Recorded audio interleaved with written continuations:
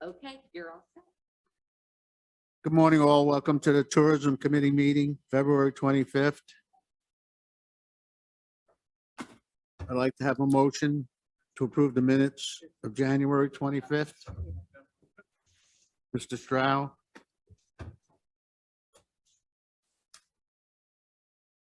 Somebody else out there want to second it? I'll second it. Ms. Runyon, right? Thank you for seconding it. All in favor? Aye. Aye. Opposed? All right, so moved. Before we go into the agenda for tourism, Treasurer asked that he has some time. He's on the occupancy tax side of the meeting, but he will not be here. And I see Dennis is up top, and if you don't mind, he'd like to just give his report so he can leave, and he's got some meetings with some bankers about money. So if that's okay. I have no objection, Gene. All right, thank you, Dennis. All right, go ahead. Thank you. Good morning, everybody. I passed out a report to the people here in the room. What I will do when I get back to my office is I will email this information to all the supervisors, so you have it. We've got some what I consider to be astonishingly good news. Revenue collected as of the 17th of this month for fiscal 2021 is $6,722,000. That's an increase of 61% over what was collected in 2020 and 39.5% over what was collected in 2019. And I want to add to that since the 17th, we have had almost $100,000 more money come in. We're having trouble keeping up with it. It's coming in so fast. That's great. Yeah, I can't believe it. And on the other side, I just want to talk briefly about short-term rentals. There's a second page which will be going out to all the supervisors that shows how much money was collected from short-term rentals for each town in fiscal 2020. And the total is $567,000. We have a total of 920 parcels, properties registered to collect occupancy tax. 670 of those are short-term rentals. And now, as far as the Granicus contract, we have just finally ironed out all the problems we were having and did our first download Tuesday. And we're right now sifting through the information to weed out any that may have already been registered and to separate it into towns. We're verifying that everything is correct. And as soon as we've got a better handle on that, we will be giving you a lot more information as to how many we've got in each town. And we will begin the process of trying to get these all registered and making sure that they are actually short-term rentals. Any questions? Yes. Dennis, go ahead. Mike, why such a big increase? What's going on? You mean in the occupancy tax? Yeah. All I can tell you is that across the nation, everybody's numbers are up like this. And I think it's because 2020, nobody could go anywhere. And in 21, they all just said, I'm going. And everywhere I've been, I was in Florida, I had vacation. I was in Las Vegas for a little bit, and in Hawaii, their numbers are through the roof also. I think it's just countrywide that this is happening. So did you go to Hawaii on the county dollar? No. Thanks, Mike. Any other questions for Mike? I see a Yes, hand. I do. Who's the hand? I see a hand. Brad McGowan. Oh, Brad, sorry, I only saw your hand. Go ahead. Yes, Dennis, it looks like you just got back from Hawaii with that shirt on. So, hey, my question is, well, one to follow through. One of the reasons why, another reason why I think the money is the tracking has got so much better, and people are actually able to track down and collect more because we're getting more people registered, finding out that there weren't. So it's, I mean, a combination the increase of people traveling, but also the tracking of this information and coming down on people. And my question is, how are we making out with the people that aren't paying? Because I know of a few properties in Queensbury alone that we haven't been able to grab any money. I mean, how are we tracking down with that? And do we have a plan and process, and not as much as prosecuting, but collecting that and finding them? And how far can we go back? As far as going back, I mean, we try to go back as far as we can actually prove that they may have been renting without paying us the occupancy tax. But as far as chasing them down, we have a mailing list. We're trying to work on that. I just reached out to the county attorney's office sometime this week. I don't remember, Larry, what day it was. But, and we are reinstituting our process for collections. In other words, because we notify when we get to a certain point after so many letters and we get no response, we turn the information over to the county attorney's office and they start legal proceedings. And we have just, since Larry has taken over, we've just started to work that back through the system again. Okay, follow up, please. Go ahead. Go ahead. Yes, Mike, thank you. I appreciate it. I mean, in this new company that we have that's tracking and finding all these people that supposedly have these Airbnbs that we, I think it's a good system that we have in the process. But I just want to, make sure that we are following, doing our due diligence to track these down, but also to collect this, because it seems to be becoming a big business in our area where people are just buying houses to rent out for the Airbnbs, So Just to give you an Thank you. idea, the download we're looking at had about 1,900 listings.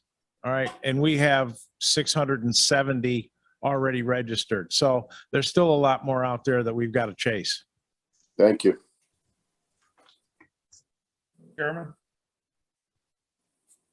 Mr. Beatty, yes, sir. thank you. Yeah, Mike, a couple of things. I read recently that the state, as we know, short-term rentals don't pay sales tax. And that's often been one of the hoteliers' main concern, is it's not an even playing field, where they obviously have to charge sales tax and short-term rentals don't. And I recently read just a week ago about the state considering the process of charging sales tax to short-term rentals. Do you have any information on that, Mike, or? Not really much more than what you have, Supervisor. I've just heard through the grapevine and a couple of things from the County Treasurers Association that the state is looking at and will try to enforce collection of sales tax on the short-term rentals, which, I mean, is just going to benefit us if that happens, because then we'll get Right. another percentage on what's actually being rented. Right. Okay. I didn't know if you had any update on that. Okay. You read probably the same article I did. Okay. Yeah. I did. Yep. Okay. Thanks. Anyone else? Mr. Chairman, Mike Wild, if you don't mind. Ed, Mike? Hey, Michael. I've been listening to what you've been talking about with the tax increase. And I'm curious if it's across the board and across the country, should we consider this a one-year anomaly? That would be my educated opinion. I'm a great one for looking at trends. And if you look at if you throw out 20 and 21 and you look at the trends, 22, we should be collecting about 5.5, maybe 5.8 million, based on the trends. So that's my opinion as to where 2022 would be. And I wouldn't bet on 2022 being as stellar as 2021 was. All right, thanks, Mike. Ms. Hogan, Andrea, I think I had your hand up. Thank you. Just to be clear, you said 567,000 from short-term rentals. Is that number included in the 6.7 million you quoted, or is that in addition to? No, that's included in the 6.7 million. Thank you. All right, I don't see any more hands. Thank you, Mr. Treasurer. Thank you. Have a good day, everybody. Thank Okay. you. All right, well, now we'll get back into tourism, so I will turn our agenda over to Joanne. Good morning. The first item on my agenda is to enter into an agreement with Famous Destination Marketing. Josiah Brown is here with us today. He has represented the county, we were just talking before the meeting, for well over 10 years. And we contract with him. There's a one-year contract with the option to renew for an additional 4 years. Josiah is he's our feet on the ground around New York State, and he is going to present to us today what he has to offer. And I would like to contract with him for this year with options to renew for an additional 3 years. Josiah will come to the podium, and he has a presentation that Tammy will click through.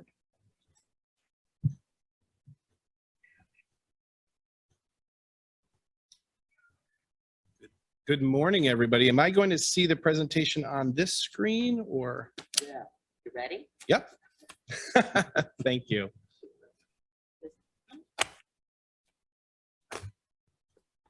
While she's getting that going, I just thank you for the time. I'm going to keep this brief. I know you have a long agenda and a long morning. It's great to be here in person.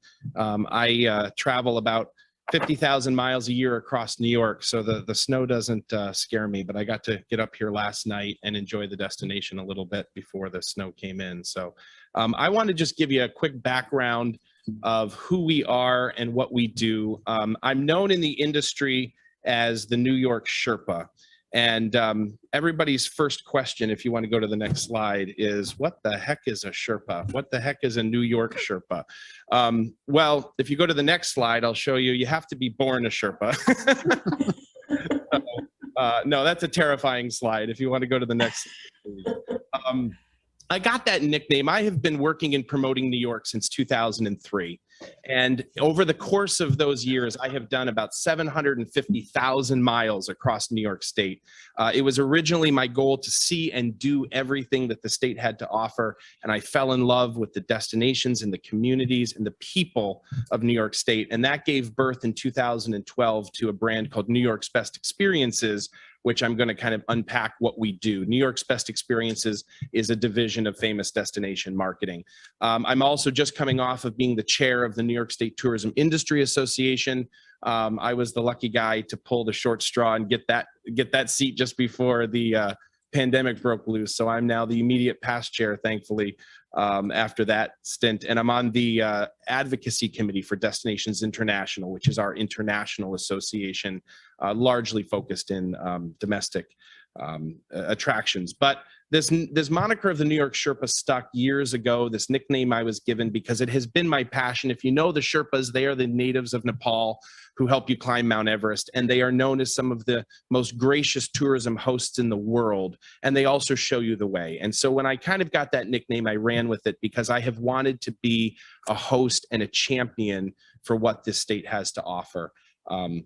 If you could go to the next slide, please. I want to tell you, my whole business is built on two foundational principles, and that is that I think we all know, probably something I shouldn't say in a county meeting, but I think we all know people don't travel just by county. But that is how we are funded, and that is how those revenues flow. So we have to give some spirited promotion to driving people to the county with those funds. But I at the core believe that people travel first by personal interest. You don't travel necessarily even by destination first. You travel by personal interest. So I believe that. But I also believe that recommendations tear down the wall of fear of trying something new. This is kind of why people sit on TripAdvisor at midnight and read reviews. They're trying to get somebody to tell them it's safe. So we made, next slide, we made our mission to win first-time visitors first to New York State and then to win them to the regions. So if somebody has gone to never has come to New York State, we would say we want them to come to New York State, and by talking to them in the language of personal interests and then making recommendations for the places that are famous for what they love, we can win them to New York State. And then once we've gotten them to New York State, we want to trade them around the region. So if they've gone to the Finger Lakes for 10 years, we want to bring them to the Adirondacks. If they've come to the Adirondacks for 10 years, we tell them to stay in the Adirondacks. So we want to trade them around the regions of New York. And so that became our mission, simple mission to win first-time visitors, complicated execution of that. Next slide, please. So we built something that there is really no comparison to. We decided to build a project, a brand called New York's Best Experiences, which is essentially a co-op for up to 15 destinations in New York. There is criteria. The destination needs to be famous. They need to really have a brand that we can carry. There has to be a brand that we can passionately speak about.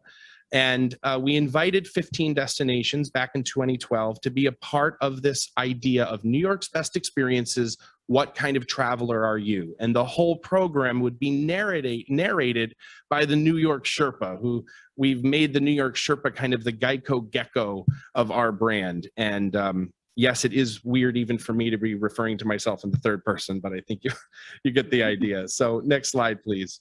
So the first thing that we did, we wrapped a truck, we wrapped the Sherpa Mobile. This is me out there capturing my Christmas tree for the year. You'll notice those two beautiful boats on the driver door and the driver side passenger door. We wrapped our Sherpa Mobile with scenes of New York. If you go to the next slide.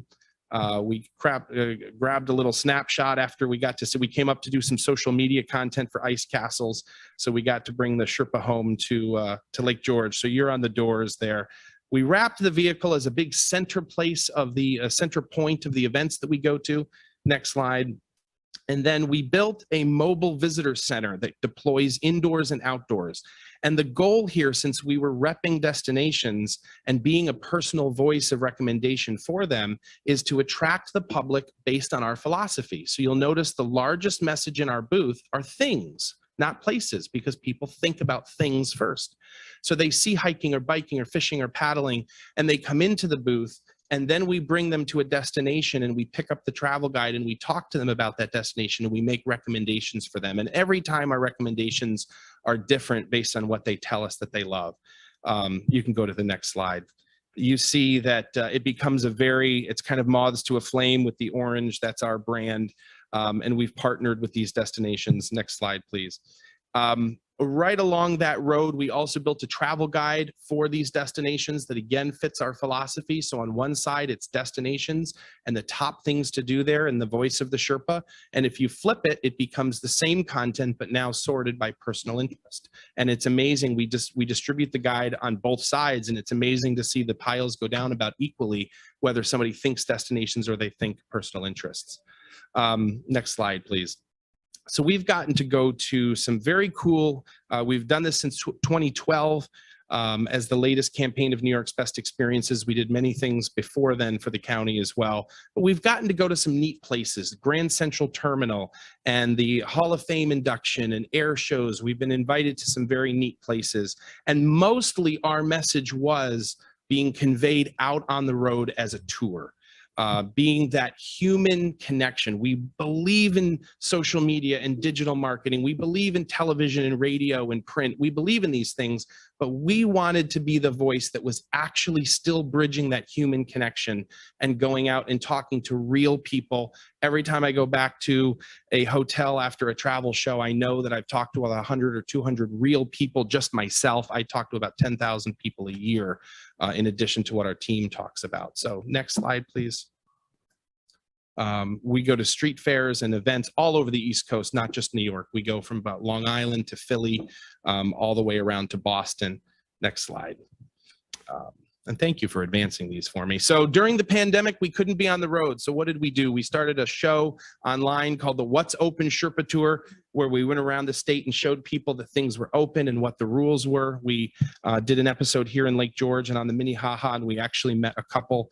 They were in their late 60s, and they were from they had always gone to Vermont. For 50 years, they had gone to Vermont. They had never been to Lake George until the travel restrictions made it so that they could only travel in New York State. And they said, we cannot believe the gem that this is. We will be back here every year. We're embarrassed. We're in our late 60s and we've never been here when we were at the state's neighbor. And that's the type of connection we love because we've made those connections for years before the pandemic kind of helped us with that a little bit. Next slide, please. So in addition, we launched a show called the New York Sherpa Show. So now many people in our booth said, I just wish you had a show to talk about some of this. So we did start to venture into the digital world and we build these shows based on the destinations that are in our co-op. And we push these mainly on Facebook. They're also put on Instagram and YouTube, but we put a whole campaign behind each episode on Facebook. Next slide, please. And then we are also getting into the website game. We were not a website focused company, but we are beginning to bring our recommendations online to make sure that they're housed on the web. Again, we had put so much investment into the humans on the road, but when the pandemic kind of took us off the road, it was harder to do that. And so on our website, we still greet people with the message, what kind of traveler are you? And we're in the process of rebuilding all of these destination profiles now. Next slide, please. So that is in a nutshell what we do. We really believe that humans are still the best app. I'm a big believer in apps and digital marketing, but we go out on the road and we talk to people and we offer third-party credibility. One of the main things that we will hear is people will say, is it actually? And then they will fill in what they understand of a brand. They'll say, is it actually? And we're able to be that third-party credibility. We're able to be a big part of brand awareness. You know, obviously we just saw the Olympics, and when you see the major sponsors of the Olympics, Coca-Cola is not looking to sell cans from that logo. They are looking for brand awareness. And we know that our major battle when we're saying we're from New York, and somebody in Philly might think I mean New York City, our main battle is to showcase the brands that are in New York as it relates to a brand like Lake George is so powerful. We want to remind people of it. And we know we're going to be a little sliver of a marketing pie, but it's an important human part of that pie. Next slide, please. So how are we performing? How do we measure? Certainly as we're building more digital tools, we have some more metrics to start to display. But the main thing that we're watching, this happens constantly on the road. If you go to the next slide, this phrase has become one of the most proud things is that we hear this phrase constantly in our booth. Oh, Lake George, I haven't been there since I was a kid, or I haven't been there in years. When we're in Boston or Philly or Hartford or Long Island, we hear this constantly, particularly Lake George. It's Lake George and Niagara Falls we hear this phrase on.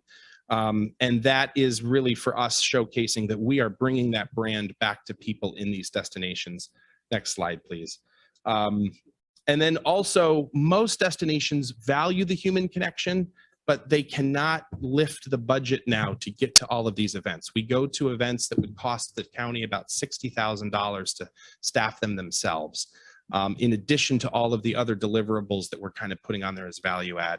We talk in terms of live impressions. When I'm at the New York Travel Show and 30,000 people walk past our booth, that is 30,000 impressions that have been made on those displays that say Lake George or Niagara Falls. And I speak in those terms because sometimes we look at an impression on a banner ad as valuable, but we don't look at the impression on that board from a human equally. So we're trying to bring that human connection. And then we also are distributing 3,000 to 4,000 guides right into the hand of a consumer. We know they're putting it right in their hand.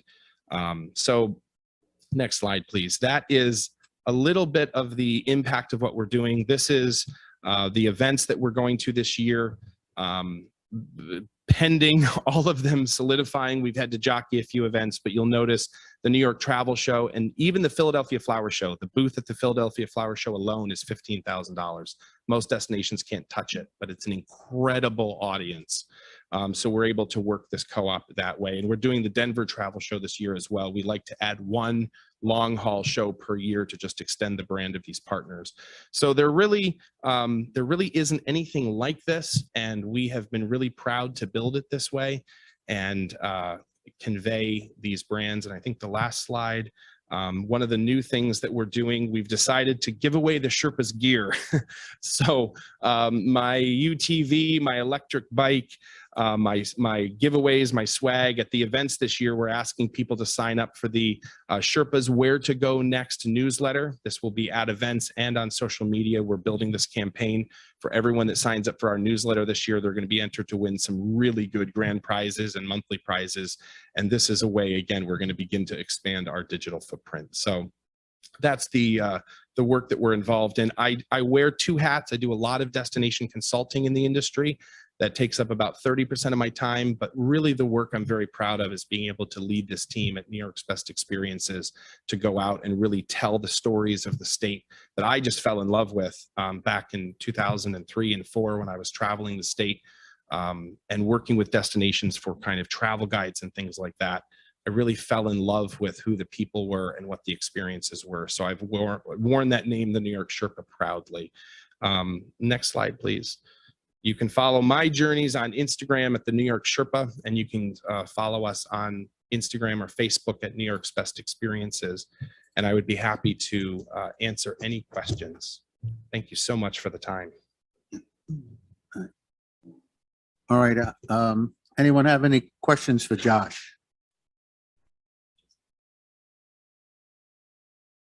I don't see any hands up there.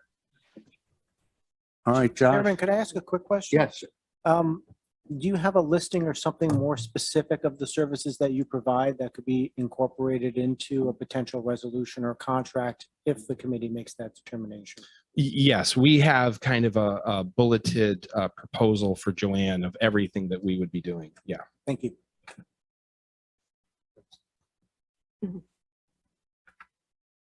All right. Thank you, Josh. Thank you Appreciate guys it. very much. Keep working, doing the good job you're doing I now. left a couple of my cards up here on the counter if anyone wants to grab one on the way out. But thank you so much for the time and thank you for the partnership that you've had.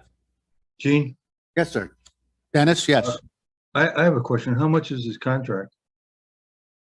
$19,500. Great, thank you. Andrew. I'm sorry, Andrea, go ahead. Thank you. I have a couple questions for Joanne. You said that we've had a contract with renewals. Are we at the beginning of another contract now? Is that? That is correct. We've just finished, it was 1 year with options to renew. So in order to, this would be a new contract at this point in time. Okay. According to our procurement policy, does it require us to get 3 other quotes for this kind of thing? Well, I did go back and forth with Julie Butler on this a little bit, and we genuinely believe that there is not another service like this in New York State. And if this meeting was on Tuesday, Julie would have been able to attend, but we would approach this as a sole source, as there is not anything like this in New York State that I could come up with 2 other bids on. Okay. Thank you. Thank you. Is that it? All right. Thank you all. Okay. Thank you, Josh. Thank you. Appreciate it. Thank you, Josiah. Thank you for Josiah for taking the time to drive and be here in person today. All right. So we need we need a motion to approve this. I'll make the motion. Mr. Stroud and somebody second it? Ryan. Ms. Runyon? Okay, thank you very much. All in favor? Aye. Aye.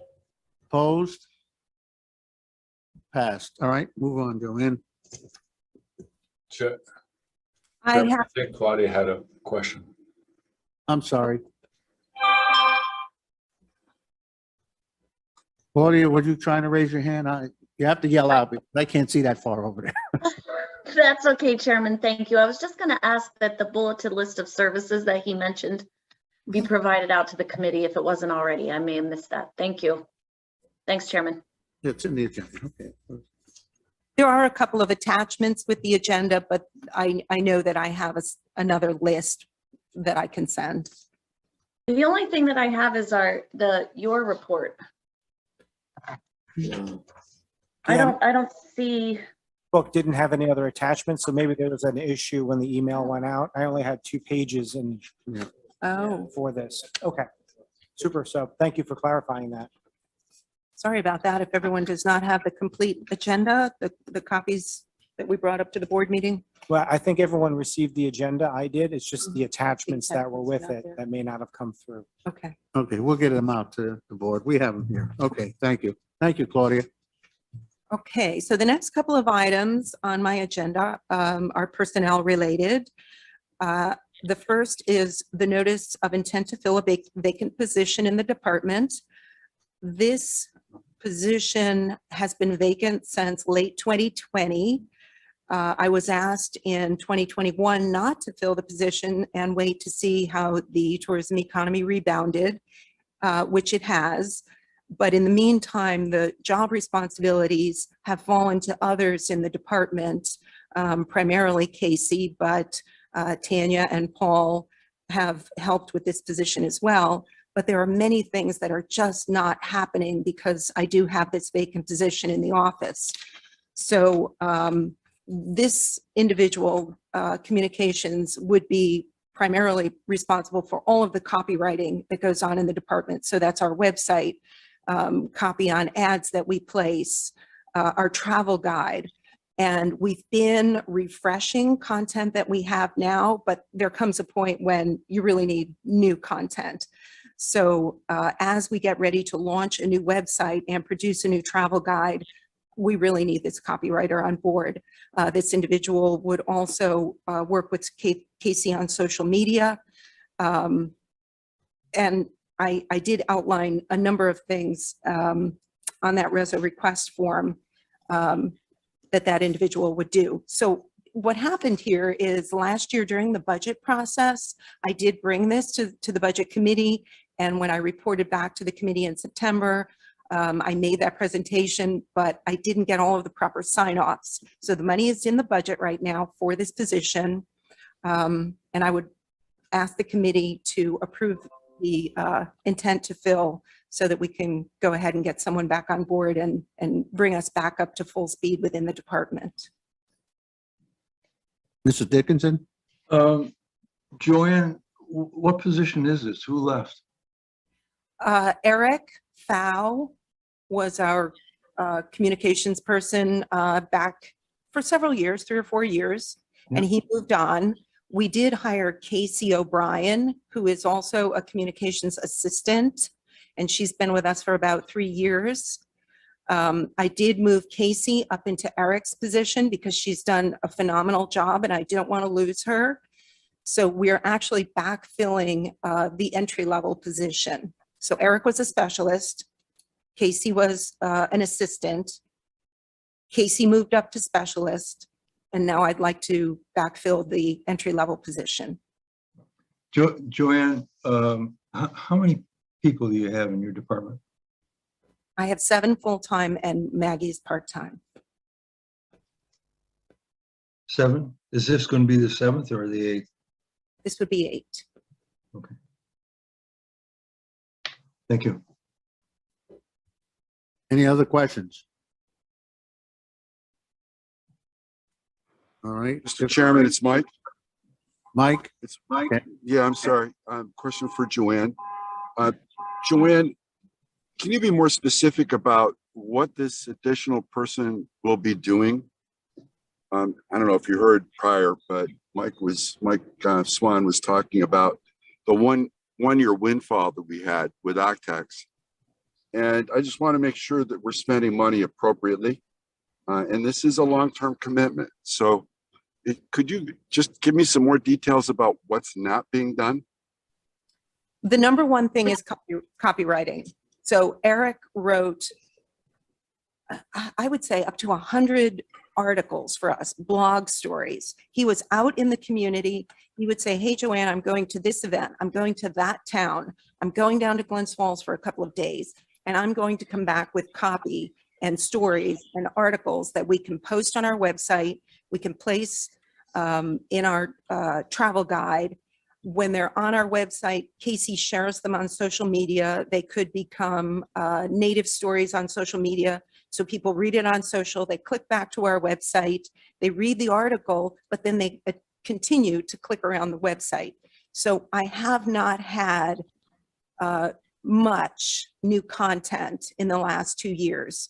I may have written something. Paul Tackett wrote an article here or there. Don Lehman has written a little bit of fishing for us, but it's kind of hit or miss.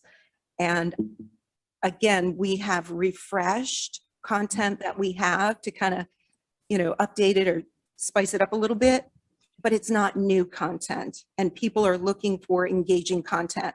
And we find that when we do post any of these articles or stories online or on social, I can go to Google Analytics and I can see that people are spending 2 or 3 minutes reading these articles. So that's important to me. He would also, this new individual would also be working on social media with Casey. Primarily, Eric was responsible for Facebook. Casey came in and undertook Twitter and Instagram, and now she started some TikTok.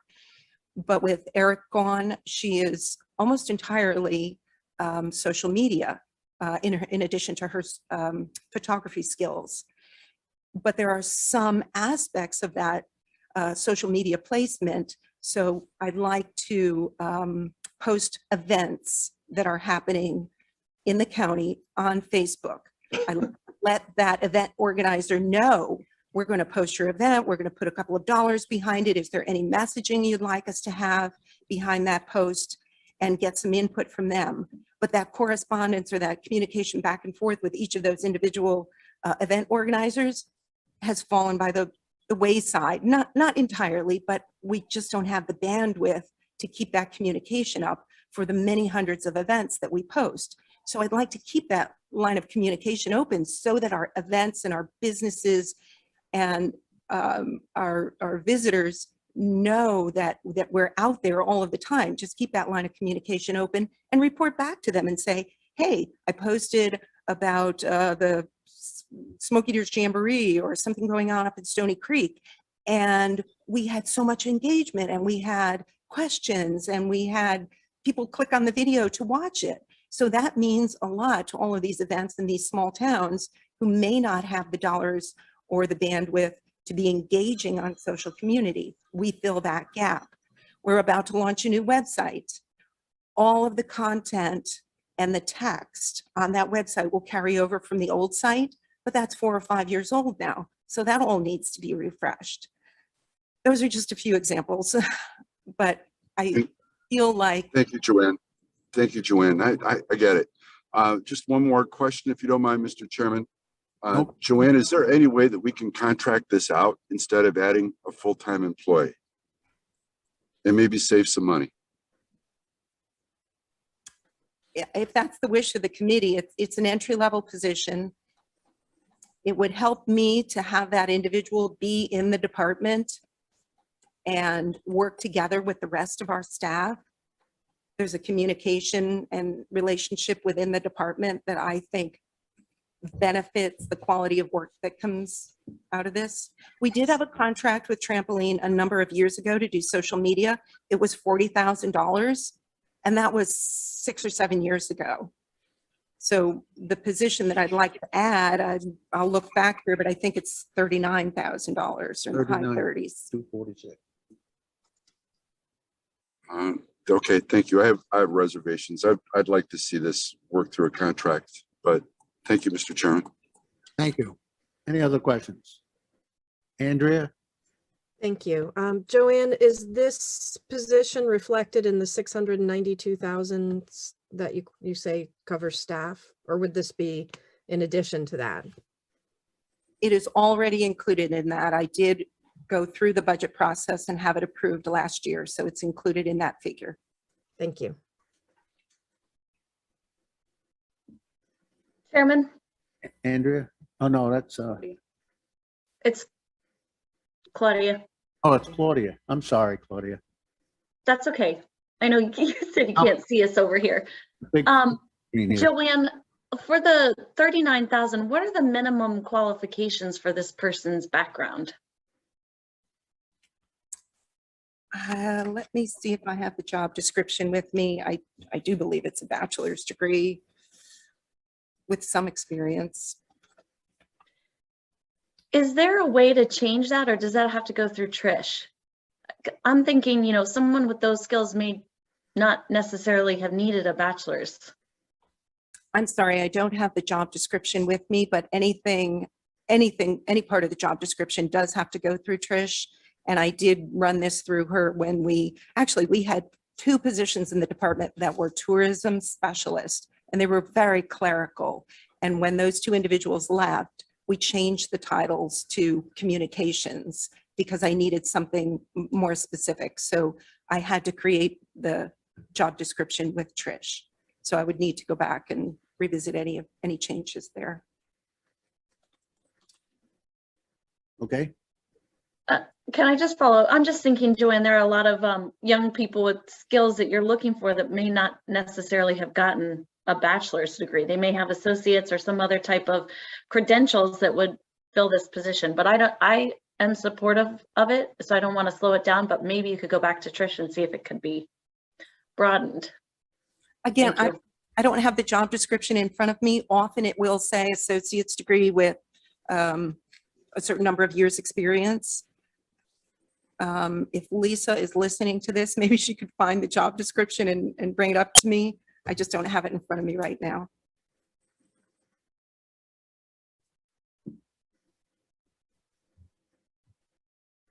all right. You want to wait, see if Lisa bring them up, or we want to move for the resolution? If I have support, I would move forward. If that's a sticking point, then send Lisa a message and ask her to see if she can All bring right. it up. We'll just skip this one here and see if we can get that information for you from Lisa downstairs before we make a motion to move on it. The next position, the next item on my agenda does in fact include Lisa. Lisa would like to retire at the end of March, but she would like to work within the department on a per diem basis. She's been with the department for many years and knows the job and its responsibilities well. And she was instrumental in working with me as I transitioned when Kate left. She knows all of the ins and outs of the financial dealings of the department. When Kristen came on board last year, initially Lisa was responsible for all of the occupancy tax special event applications and scheduling for people to come to the committee meetings and making presentations, and worked very closely with Supervisor Dickinson on all things occupancy tax. Since Kristen Hannafin has come on board, Kristen has been working closely with Lisa, but doing some of those responsibilities. So to that end, Lisa feels that she would be able to take care of her tourism department financial responsibilities on a part-time basis. So she would like to retire, and actually the verbiage is per diem. She would like to work per diem within the department for the foreseeable future. So I would like to create that per diem position. That would be part one, and part two would be to fill that position with Lisa Grant.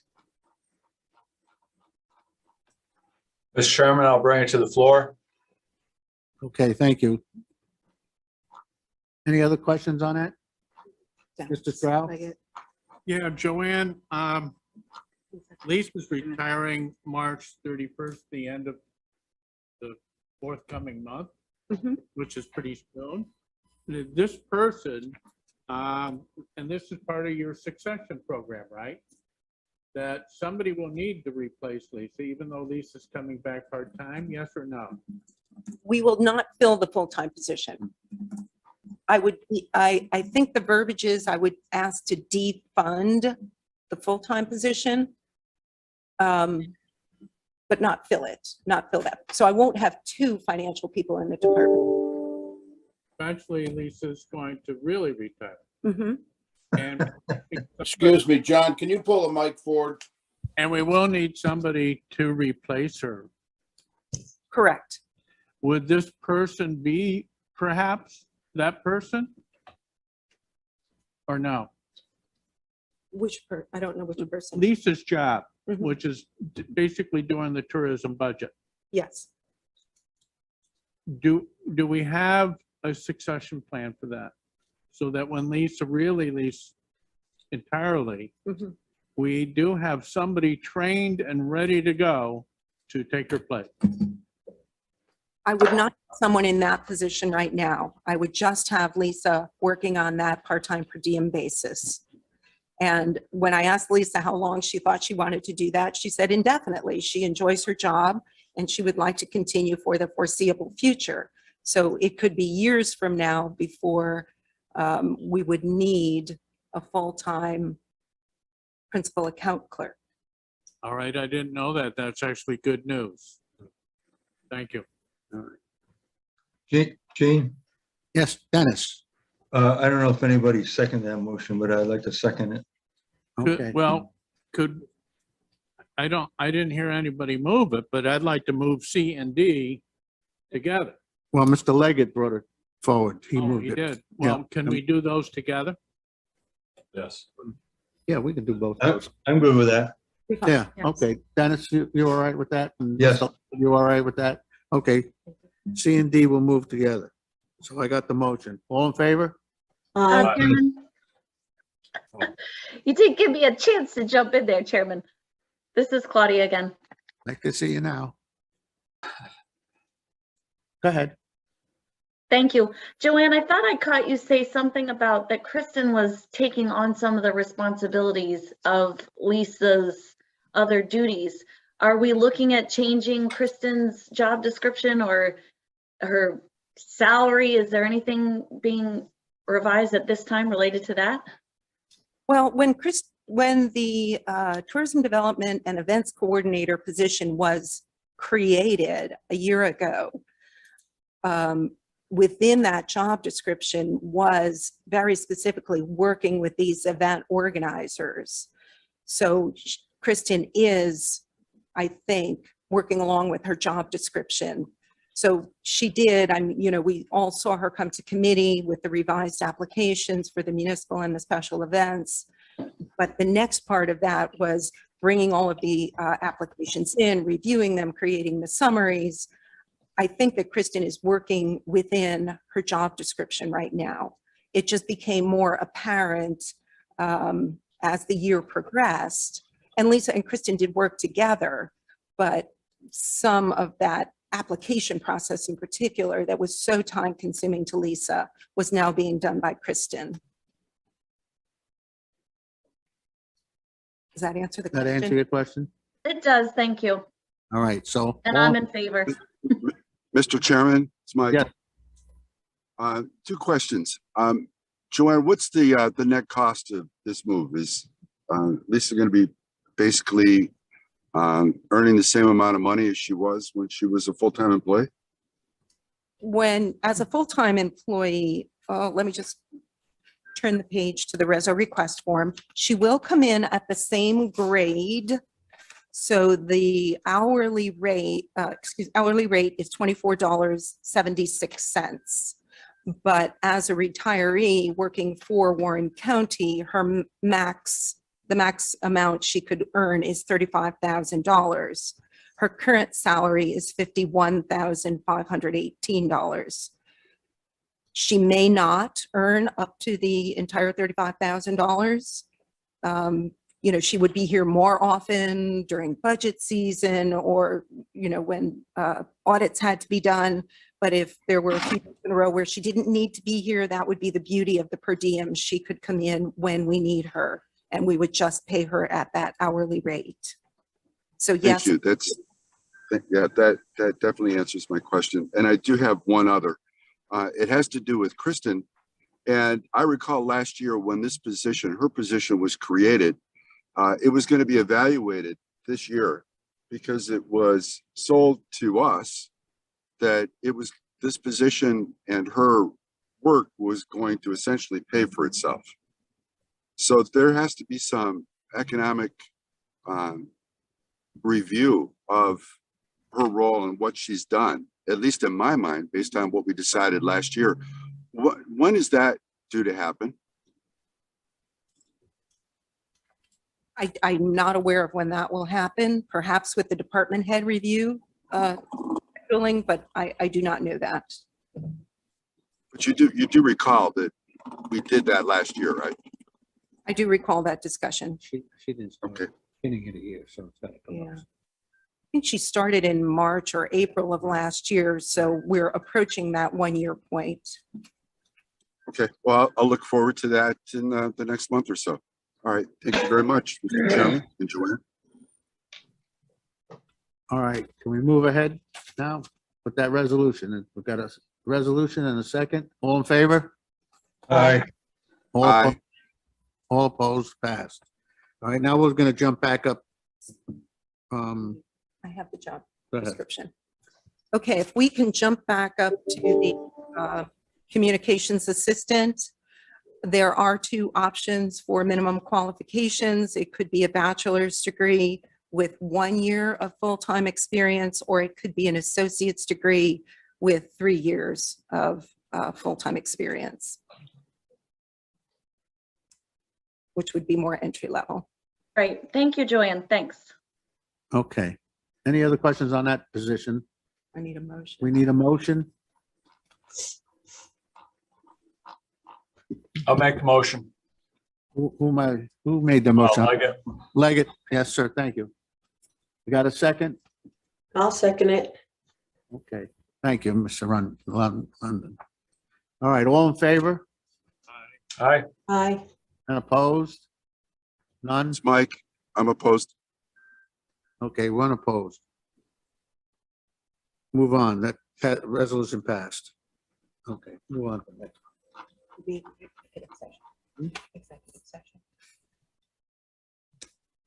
Okay, so we're in a part, and we're asking for an executive session.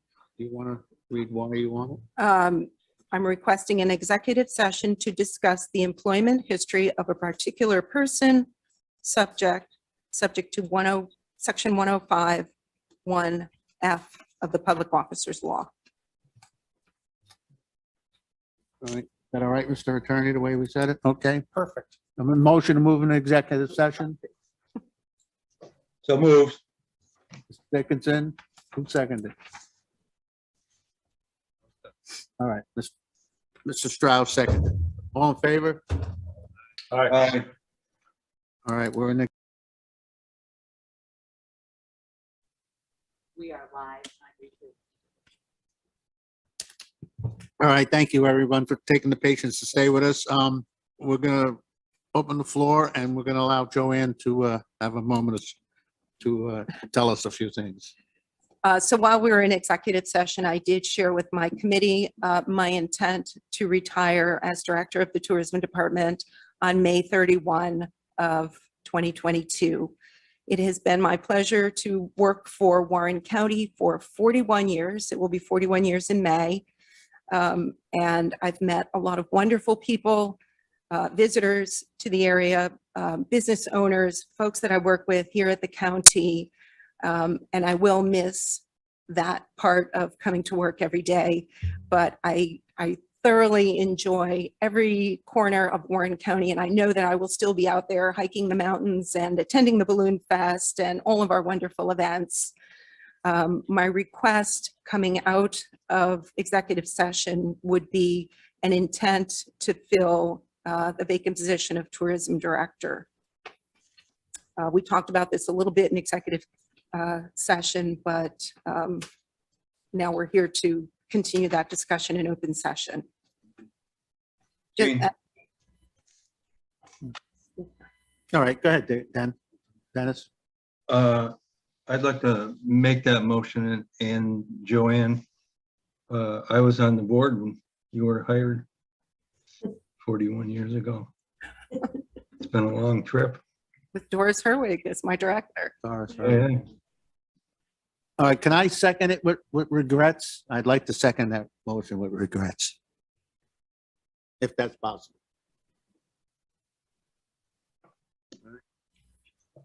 Claudia? Mr. Chairman, for discussion, Yep. I would echo your sentiments about our regrets to see such an experienced person leaving the county. And I do have a question. Could you just describe what we're going to do for the process of trying to fill Joanne's shoes, please? Okay, so if the committee approves the notice of intent to fill the vacant position, It would be posted for the month of March. Interviews could take place in April, and hopefully someone could come on board in May. Perhaps work with me a little bit, but be ready to be in place at the end of May when I leave. And Trish and I, Trish Nenninger and personnel have reviewed the job description and just tweaked a couple of things. So I think that's ready to go. There was one question we needed to verify about residency, but otherwise I think the job description is set to go. And I could share that with the committee if they wanted to take a look at that for any reason.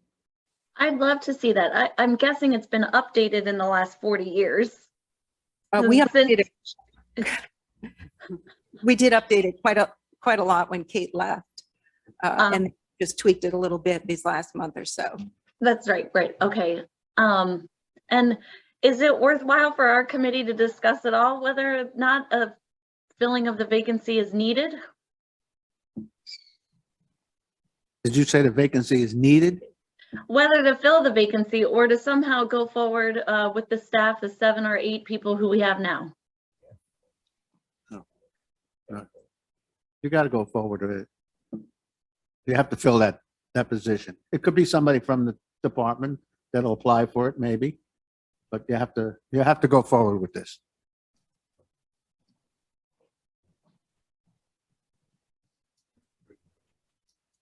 I know it's a shocker. It's nice and quiet, but anybody else have anything to say? But we need to come out of this meeting. We have a motion and a second, and we have to get it moving as soon as possible. We don't want to delay the process of what we have to go through and the time it's going to take to do this.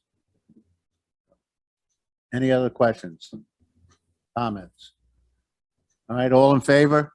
Aye. Aye. Anybody opposed? All right, the motion carries. Sayonara. Get a tissue. All right, what's next on our agenda? Okay, I do have a few other things on my agenda.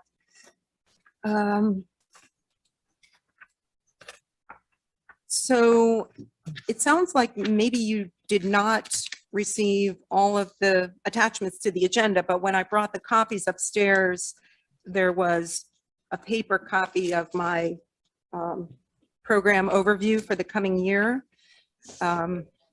So my intent is to review that before we close out the meeting today.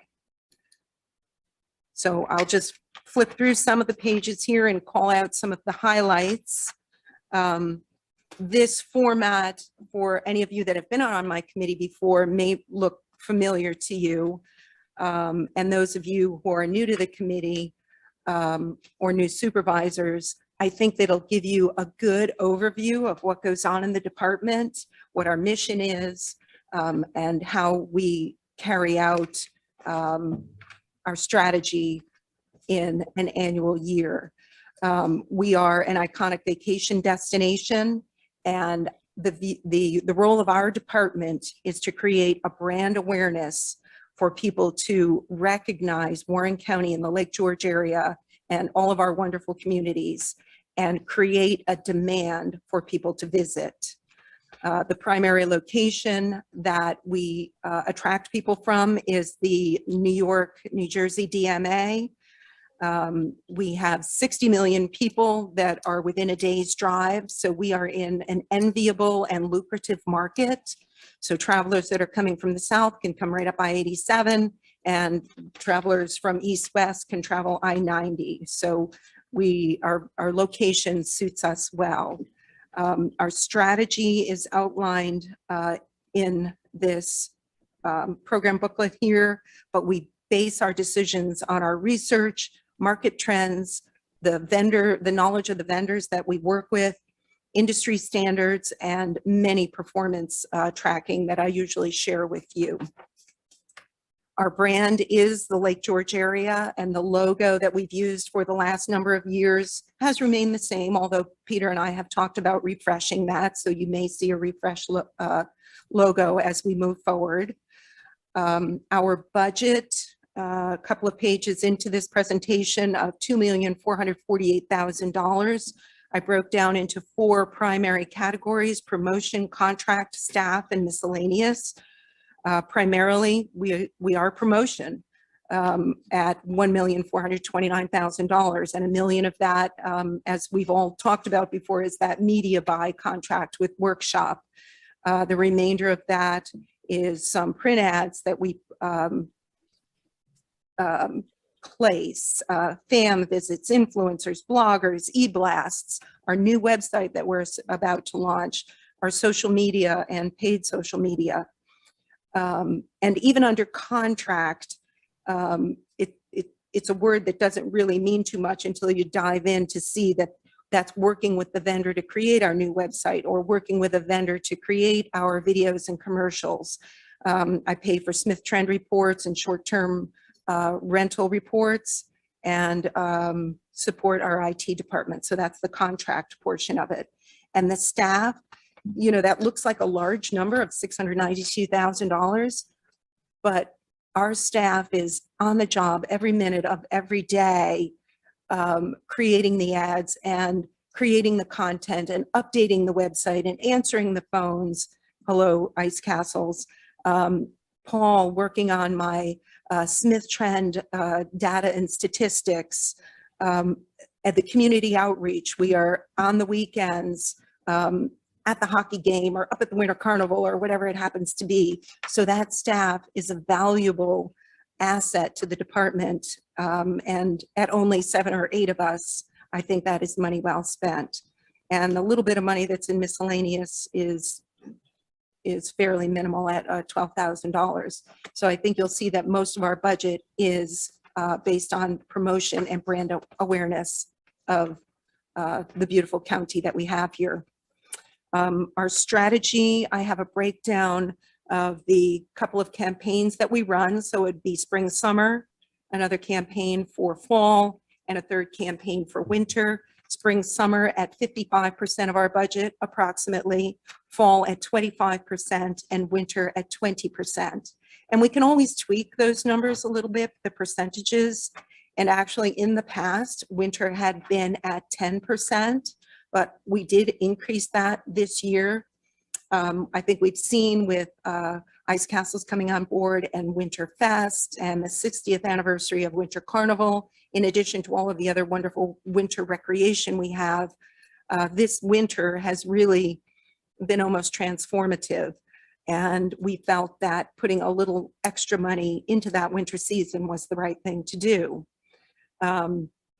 When I go back and I take a look at how do I justify those numbers? So why are you spending 55% of your budget on summer, Joanne? I talk with our vendors and Workshop in particular, who knows, they know other destinations and they know the tourism industry. I look at the Smith Trend reports and the short-term rental reports, and Paul and I were working on each of those seasons and looking up the percentage of visitors within each season, and it corresponds with the number of dollars that I'm spending within each season. So I am comfortable with the budget, the way that it's divided in terms of seasons. But if things change, we are always flexible. The content strategy is a month-by-month content strategy. So this is going back to my content writer, and I need that individual. So thank you for approving that. But it gives us a basis for promotion each month. What's going on in January? What's going on in February? What are the primary things that we promote? And then the secondary things. And all of these items on the content calendar are promoted through that contract with Workshop on our website, through all of our paid advertising and social media, and through our print media, in addition to earned media, which incidentally, we had a lot of earned media this winter with Ice Castles and 60th anniversary of Winter Carnival. It just seemed like media was contacting us all the time, and there was a lot of good placement that if we had to buy that, it would have been hundreds of thousands of dollars. So working with that content calendar just gives us our strategy for the upcoming year and for each season. There are a couple of pages where I break down in a lot of detail, and you can look at that detail another time, but is the summer visitor slightly different from the fall visitor, who's slightly different from the winter visitor? I've got some performance snapshots here that when I was not here last month, Paul did share with you some of the Smith trend reporting for 2021 compared to other years, as well as the short-term rental comparisons. I will say that we took a look at the month of January. I'll just step away from the report for a second. The month of January of 2022 is up 28% over last January in terms of hotel demand. And the same can be said for short-term rentals. So it's been a pretty good winter season. And just a minute on ice castles. They are officially closed for the season. We did get an official notice yesterday. They will start taking down the ice castle as much as they can so it will melt. And I know they're working with Kevin Hajos on all of that, but they don't want people wandering in and around. They had about 80,000 ticket sales this year. They were very happy with us as a destination. We do have a kind of debriefing call that we're hoping to set up next week with the mayor, with Gina at the CVB, and with some of the ice castles folks, so that we can talk about the season, you know, some of the things that work, some that may not have worked, and how do we move forward on this, and how do we look at a multi-year agreement. So thank you, Ice Castles, for everything that you brought us at the end of January and through February, and we look forward to continuing that relationship. Let's see. I'm jumping back to my overview here, and we talk about some of the partners we have throughout the state. Certainly, one of our strong industry partnerships is the Lake George CVB. I think Gina was on the call earlier, and she will be presenting at the Occupancy Tax Committee meeting with her review, but one of our many important partners. So I'm turning the page to tourism development and strategic planning. So that would be Kristen Hannafin, and I think that Kristen is on the phone here today. So I'll stop talking for a minute and I'll just let Kristen share a few words with you. Thanks, Joanne. Certainly, hello, everybody. And in terms of tourism development and strategic planning this year, we did a lot of work this past year in terms of reevaluating how we use occupancy tax and looking at this as investments with our primary goals and objectives, really reviewing the tax grant collection process and procedures, the evaluation procedures, and then creating those new applications so that as we look to invest our funds into new events, we're looking at different criteria that we have in the past. So we're looking not just at heads and beds, but we're also looking at the value of that event to the community and what it brings in terms of value in kind. So expanding out our ability to reach different new markets, niche markets specifically.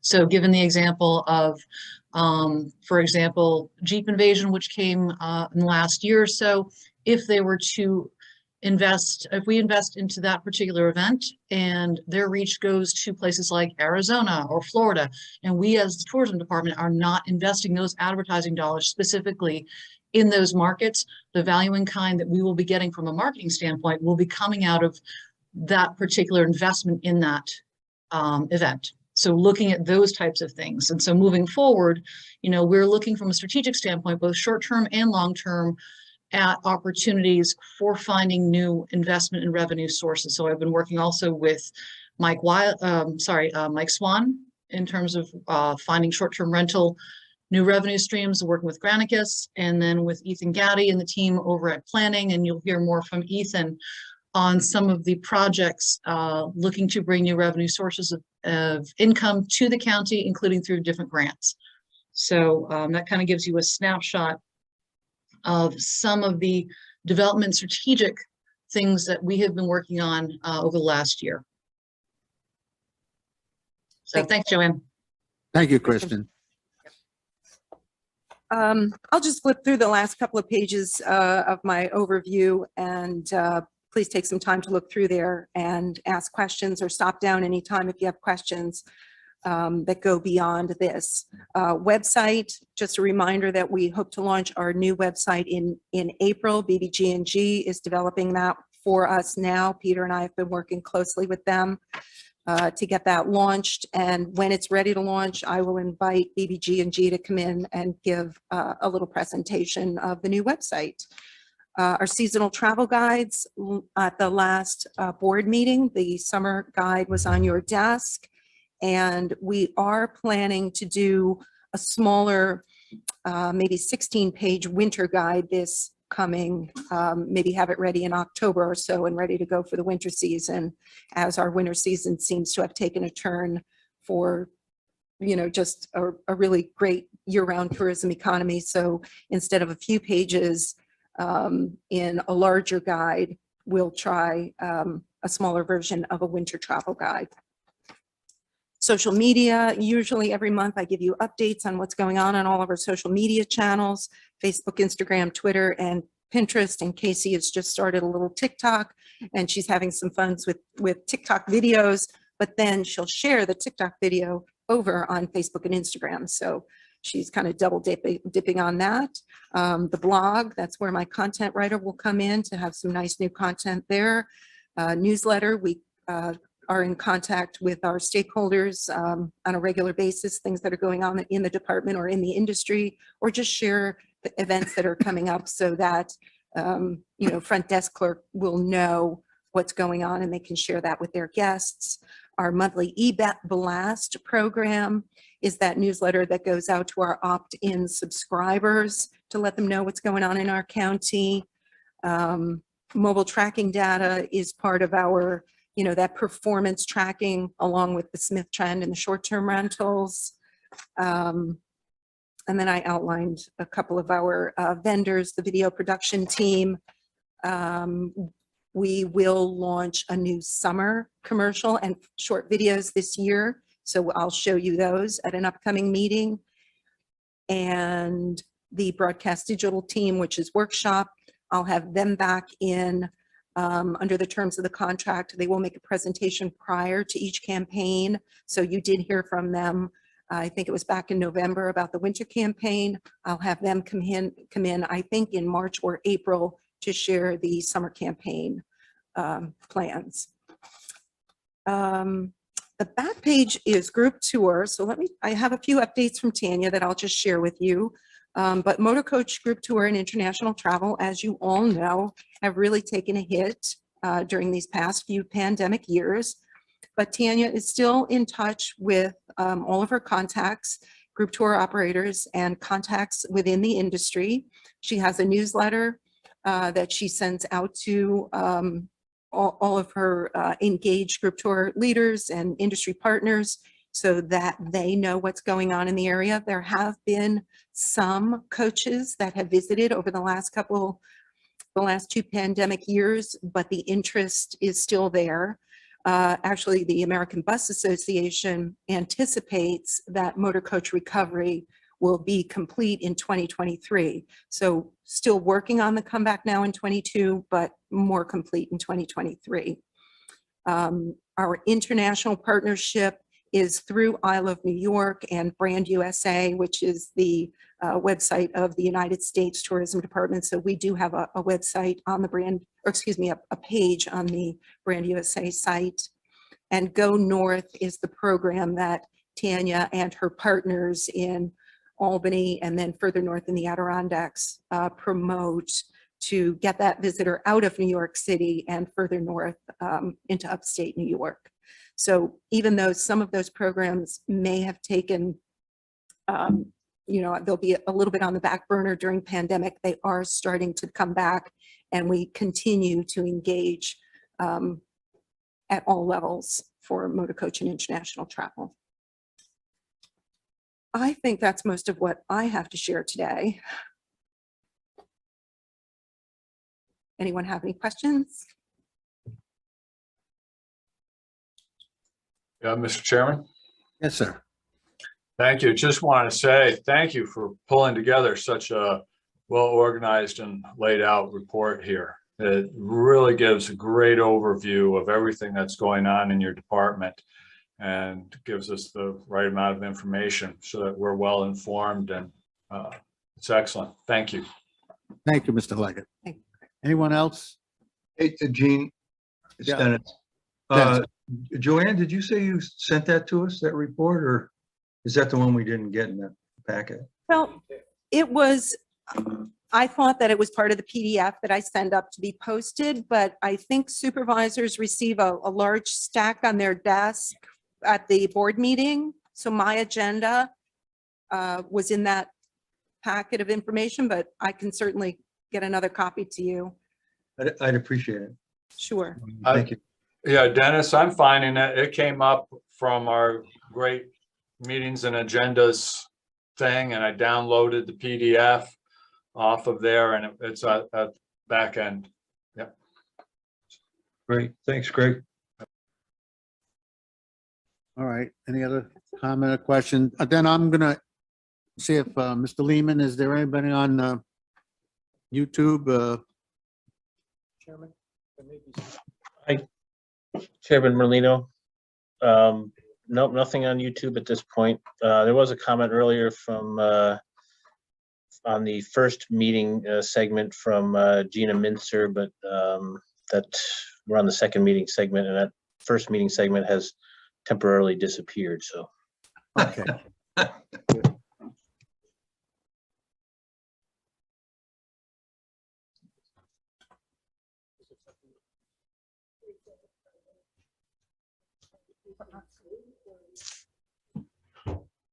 What were you presenting?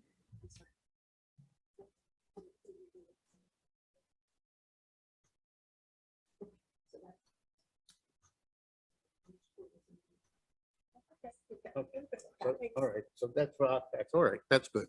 All right, I'll open back up to our supervisors. Any other questions before we close this great meeting? With none, I need a motion to adjourn. Mr. Stroud? Who else would like to make? the Dennis. motion? Dennis, thank you. All in favor? Aye. Aye. We're adjourned. Thank you.